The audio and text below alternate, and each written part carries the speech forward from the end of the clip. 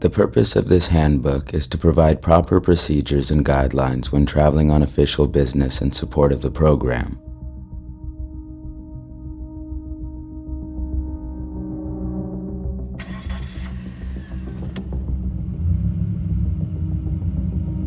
The program has vehicles available for visiting sites that require U.S. government anonymity.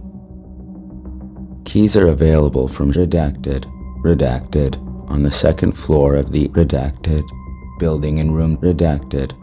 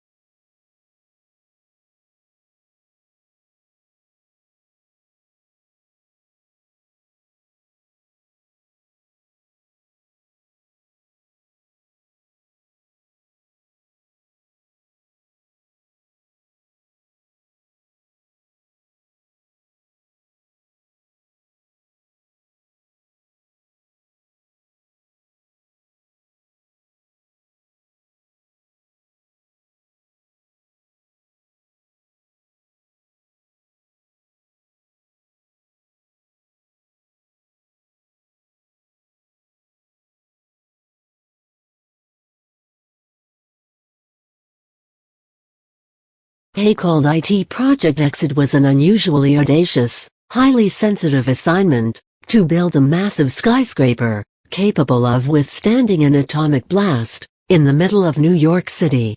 It would have no windows, 29 floors with 3 basement levels, and enough food to last 1,500 people 2 weeks in the event of a catastrophe.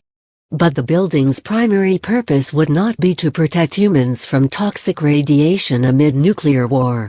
Rather, the fortified skyscraper would safeguard powerful computers, cables, and switchboards. It would house one of the most important telecommunications hubs in the United States, the world's largest center for processing long-distance phone calls, operated by the New York Telephone Company, a subsidiary of AT&T.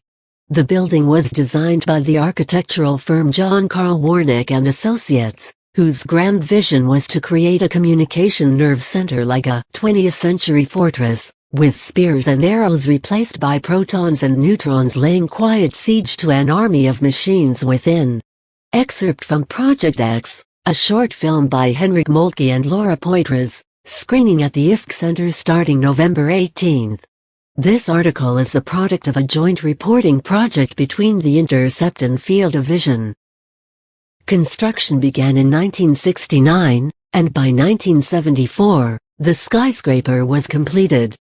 Today, it can be found in the heart of Lower Manhattan at 33 Thomas Street, a vast gray tower of concrete and granite that soars 550 feet into the New York skyline. The brutalist structure, still used by AT&T and, according to the New York Department of Finance, owned by the company, is like no other in the vicinity. Unlike the many neighboring residential and office buildings, it is impossible to get a glimpse inside 33 Thomas Street. True to the designer's original plans, there are no windows and the building is not illuminated. At night it becomes a giant shadow, blending into the darkness, its large square vents emitting a distinct, dull hum that is frequently drowned out by the sound of passing traffic and wailing sirens. For many New Yorkers, 33 Thomas Street, known as the Long Lines Building, has been a source of mystery for years. It has been labeled one of the city's weirdest and most iconic skyscrapers, but little information has ever been published about its purpose. It is not uncommon to keep the public in the dark about a site containing vital telecommunications equipment. But 33 Thomas Street is different. An investigation by The Intercept indicates that the skyscraper is more than a mere nerve center for long-distance phone calls. It also appears to be one of the most important National Security Agency surveillance sites on U.S. soil, a covert monitoring hub that is used to tap into phone calls, faxes, and Internet data. Still seek one early model of the entrance of 33 Thomas Street as designed by John Carl Warnick and Associates. Still from Project X. Documents obtained by The Intercept from the NSA whistleblower Edward Snowden do not explicitly name 33 Thomas Street as a surveillance facility. However, taken together with architectural plans, public records, and interviews with former AT&T employees conducted for this article, they provide compelling evidence that 33 Thomas Street has served as an NSA surveillance site, code-named TITANPOINTE. Inside 33 Thomas Street there is a major international gateway switch, according to a former AT&T engineer, which routes phone calls between the United States and countries across the world. A series of top-secret NSA memos suggest that the agency has tapped into these calls from a secure facility within the AT&T building. The Manhattan skyscraper appears to be a core location used for a controversial NSA surveillance program that has targeted the communications of the United Nations, the International Monetary Fund, the World Bank, and at least 38 countries, including close U.S. allies such as Germany, Japan, and France. It has long been known that AT&T has cooperated with the NSA on surveillance, but few details have emerged about the role of specific facilities in carrying out the top-secret programs. The Snowden documents provide new information about how NSA equipment has been integrated as part of AT&T's network in New York City, revealing in unprecedented detail the methods and technology the agency uses to vacuum up communications from the company's systems. This is yet more proof that our communications service providers have become, whether willingly or unwillingly, an arm of the surveillance state, said Elizabeth Goitein, co-director of the Liberty and National Security Program at the Brennan Center for Justice. The NSA is presumably operating under authorities that enable it to target foreigners, but the fact that it is so deeply embedded in our domestic communications infrastructure should tip people off that the effects of this kind of surveillance cannot be neatly limited to non-Americans. The NSA declined to comment for this story. Still Seek 20 The FBI occupies the entire 23rd floor of 26 Federal Plaza, seen here behind 33 Thomas Street. Still from Project X, the code-named TITANPOINTE features dozens of times in the NSA documents, often in classified reports about surveillance operations. The agency uses code names to conceal information it deems especially sensitive. For instance, the names of companies it cooperates with or specific locations where electronic spying is carried out. Such details are usually considered exceptionally controlled information, a category beyond top secret and thus outside the scope of most of the documents that Snowden was able to obtain. Secret NSA travel guides, dated April 2011 and February 2013, however, reveal information about TITANPOINTE that helps establish its connection to 33 Thomas Street. The 2011 guide, written to assist NSA employees visiting various facilities, discloses that TITANPOINTE is in New York City.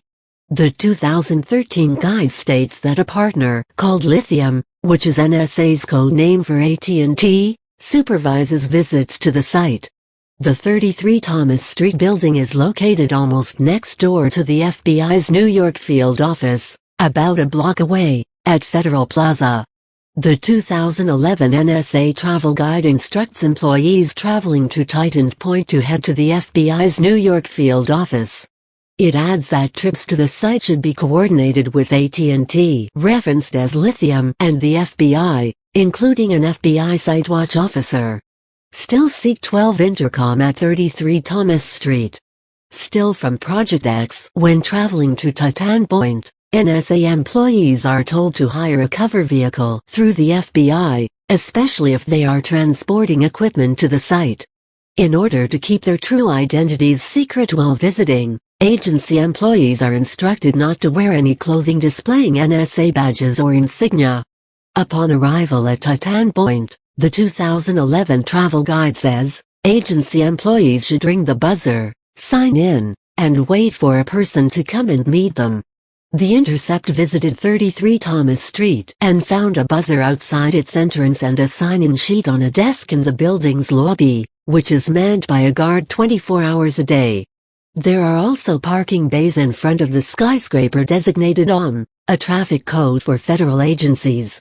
A 1994 New York Times article reported that 33 Thomas Street was part of AT&T's giant worldwide intelligent network, which is responsible for directing an average of 175 million phone calls a day. Thomas Saunders, a former AT&T engineer, told The Intercept that inside the building there were at least 4 ESS switches used to route calls across phone networks. Of the first two, one handled domestic long-distance traffic and the other was an international gateway, said Saunders, who retired from his role at the company in 2004. The NSA's documents describe TITANPOINTE as containing foreign gateway switches, and they state that it has a RIMROC access. RIMROC is an NSA code name for 4 ESS switches. The NSA's documents also reveal that one of TITANPOINTE's functions is to conduct surveillance as part of a program called SKIDRO, which focuses on intercepting satellite communications. That is a particularly striking detail, because on the roof of 33 Thomas Street there are a number of satellite dishes.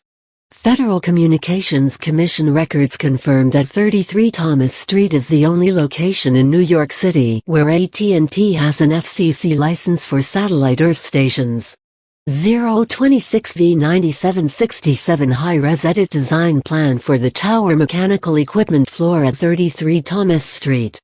The man behind the design of 33 Thomas Street, John Carl Warnick, was one of the most prominent architects in the U.S. between the 1960s and 1980s. Warnick's high-profile projects included producing designs for the U.S. Naval Academy in Maryland, the Hart Senate Office Building in Washington, D.C., and the Hawaii State Capitol. In 1962, President John F. Kennedy's administration commissioned Warnick to preserve and restructure buildings at Lafayette Square, across from the White House. And following Kennedy's assassination, Warnick was asked to design the president's eternal flame and gravesite at Arlington National Cemetery. He also helped construct a new embassy complex in Washington for the Soviet Union, in which the Soviets claimed they found eavesdropping equipment embedded in the walls. But it was not only governments that trusted Warnick, who died in 2010, aged 91, with major construction projects. He cultivated a close relationship with telecommunications companies, too, possibly helped by family ties to the industry. Warnick's father-in-law had been a director at Pacific Bell, a California-based AT&T subsidiary. In the 1960s, Warnick was asked to design a telephone exchange building for Pacific Bell in Oakland.